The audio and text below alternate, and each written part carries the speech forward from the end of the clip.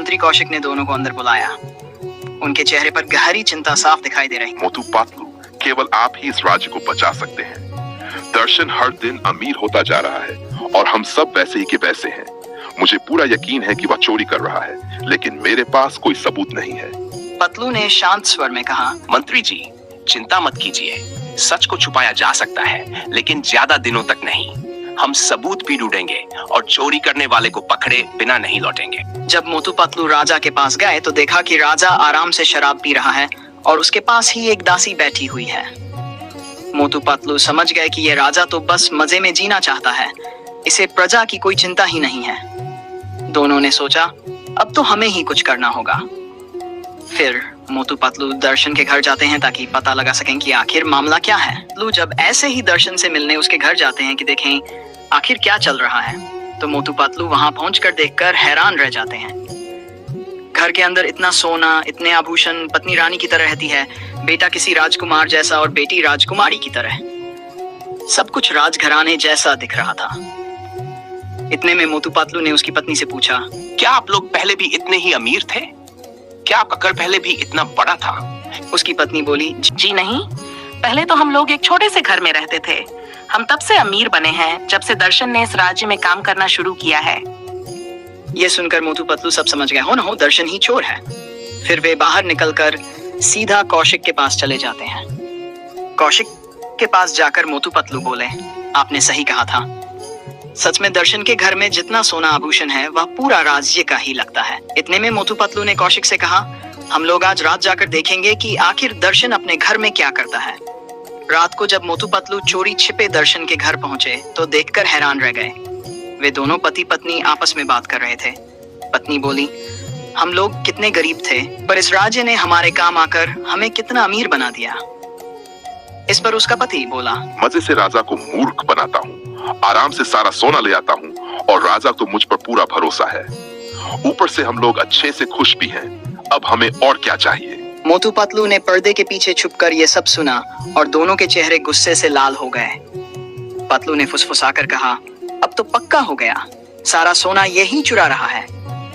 मोटू ने धीरे से सिर हिलाया, हाँ पतलू, लेकिन इसे पकड़ने के लिए हमें सबूत चाहिए, वरना राजा उल्टा हम पर ही शक करेगा। दोनों चुपचाप बाहर निकले और रात के साये में छुपकर घर के पीछे घूमने लगे। अचानक पतलू की नजर एक बड़े ताले वाले स्टोर रूम पर पड़ी। पतलू बोला, मोटू देखो, ये कमरा जरूर कुछ छुपा रहा है। मोटू ने धीरे से दरवाजा धकेला। ताला पहले से टूटा हुआ था। अंदर घुसते ही दोनों की आंखें फैल गईं। कमरे में राज्य का खोया हुआ अनाज, सोने के बर्तन, कीमती कपड़े, हथियार और राजकोष के मोहरों से भरे थैले रखे थे। पतलू बोला, ये देखो मोटू, इतना सामान तो पिछले महीनों में ही गायब हुआ था, सब यहाँ है। मोटू ने धीरे से सोना उठाकर कहा, बस पतलू, अब तो हमारे पास पूरा सबूत है। कल सुबह राजा के सामने सारा भांडाफोड़ करेंगे। रात में सबूत लेकर मोटू पतलू चुपचाप वहां से निकल गए और सीधे राज्य के बाहर पहुंचे। सुबह होते ही वे कौशिक के पास पहुंचे और बोले, कौशिक जी, हमें सबूत मिल गया। कौशिक खुशी से बोला, बहुत बढ़िया मोटू पतलू, अब ये चोर दर्शन बच नहीं पाएगा। सुबह होते ही मोटू पतलू ने पूरे राज्य की प्रजा, सैनिकों और मंत्रियों को एक जगह इकट्ठा कर लिया। जब राजा पहुंचा तो वहां पूरा राज्य मौजूद था। मोटू पतलू ने ऊंची आवाज में कहा, राजा जी, ये दर्शन बहुत बड़ा चोर है। ये आपके राज्य के सारे सोना आभूषण चुरा रहा था, इसी कारण प्रजा तकलीफ में है। लेकिन आपको समझ नहीं आ रहा था कि असली दोषी कौन है। राजा ये सुनकर दंग रह गया। जिस मंत्री पर मैं इतना भरोसा करता था वही चोर निकला। राजा का चेहरा शर्म और गुस्से से भर गया। तभी पतलू ने वह सारा सोना और सामान दिखाया जो उन्होंने सबूत के रूप में पाया था। सैनिकों में से एक आगे आया और बोला, राजा जी, ये आभूषण हमारे ही राज्य के हैं। राजा ने तुरंत आदेश दिया, दर्शन को यहाँ लाओ। सैनिक भागकर गए और कुछ ही मिनटों में दर्शन को राजा के सामने खड़ा कर दिया। राजा ने क्रोध में कहा, दर्शन को 100 कोड़े मारे जाएं और इसे उम्र कैद की सजा दी जाती है। दर्शन की पत्नी वहीं राजा के पैरों पर गिरकर रोने लगी। राजा साहब, ऐसा मत कीजिए, मेरे बच्चों का क्या होगा? राजा ने कठोर स्वर में कहा, यह तुम्हारे पति को चोरी करने से पहले सोचना चाहिए था। फिर राजा ने सबके सामने मोटू पतलू की प्रशंसा की। बहुत अच्छा मोटू पतलू, तुम दोनों को राज्य की ओर से पुरस्कार मिलेगा। राजा ने उन्हें सोना और मोटू को खास तौर पर समोसे भी दिए।